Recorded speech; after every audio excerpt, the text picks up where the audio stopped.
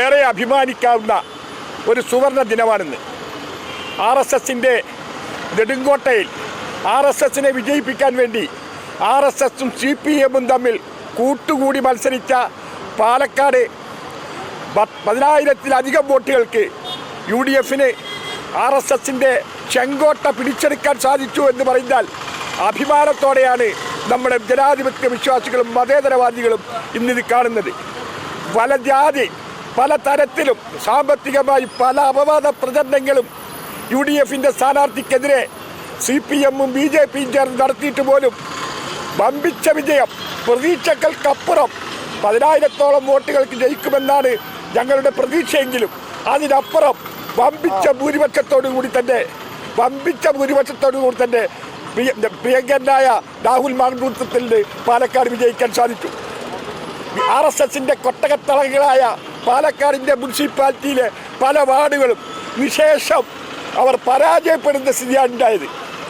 RSSന്റെ പകുതിയോളം RSSന്റെ മര്യാദ പാലിച്ചാണെങ്കിൽ ആ മുനിസിപ്പാലിറ്റി ചെയർമാൻ സ്ഥാനം രാജിവെച്ച് മുനിസിപ്പാലിറ്റി ചെയർമാൻ സ്ഥാനം വെച്ച് അത് വിട്ടുകൊടുക്കുകയാണ് ശരിക്കും RSSന്റെ നേതാക്കൾ ചെയ്യേണ്ടത്. അഭിമാനകരമായ നിമിഷത്തിൽ പ്രിയങ്ക ഗാന്ധിയുടെ ഭൂരിപക്ഷം നമ്മൾ പ്രതീക്ഷത്തിനപ്പുറേക്ക് കടക്കുകയാണ്. അതുപോലെ തന്നെ ഝാർഖണ്ഡിലുണ്ടായ ഇന്ത്യ മുന്നണിയുടെ വിജയവും ഈ അവസരത്തിൽ എടുത്തു പറയാവുന്നതാണ്. കിംവദന്തികളും പണത്തിൻ്റെ കൊഴുപ്പും എല്ലാം ഉണ്ടാക്കിയിട്ടും സ്ഥാനാർത്ഥികളെ ചാക്കിട്ട് പിടിക്കുന്ന എല്ലാ പ്രവണതകളും ഉണ്ടായിട്ടും ഝാർഖണ്ഡിൽ വൻ ഭൂരിപക്ഷം നേടാൻ ഇന്ത്യ മുന്നണിക്ക് സാധിച്ചു. വൻ ഭൂരിപക്ഷം പാലക്കാടും അതുപോലെ തന്നെ പ്രിയങ്കരയായ പ്രിയങ്ക ഗാന്ധിക്കും വൻ ഭൂരിപക്ഷം നേടാൻ കഴിഞ്ഞത് ഇന്ന് മതേതര വിശ്വാസികളുടെ ഒരു വൻ വിജയമാണ്. അഭിമാനിക്കാവുന്നത് ഞങ്ങളുടെ പ്രിയങ്കരനായ MP ഷാഫി പറമ്പിലാണ് ഏറെ പഴികേൽക്കി വന്നത് കാലപ്പാട് സമിതിക്ക്. അവിടെ ഷാഫി പറമ്പിലിൻ്റെ നേതൃത്വത്തിലാണ് അവിടെ തെരഞ്ഞെടുപ്പ് നടന്നത്. ഷാഫി പറമ്പിലിൻ്റെ വ്യക്തിപരമായ ഒരു വിജയം കൂടിയാണ് പാലക്കാട്ടെ രാഹുൽ മാങ്കൂട്ടത്തിൻ്റെ ഈ വൻ ഭൂരിപക്ഷം. വലിയ സന്തോഷങ്ങൾക്കിടയിൽ നഷ്ടപ്പെട്ടു പോകുന്ന ചില ചെറിയ ഇഷ്ടങ്ങളുണ്ട്.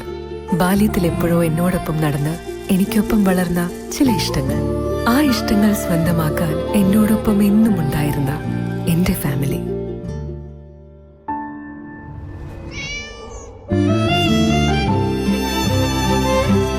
എന്റെ ഇഷ്ടങ്ങൾ എന്റെ ഫാമിലിക്ക് അറിയാം. Family wedding centre.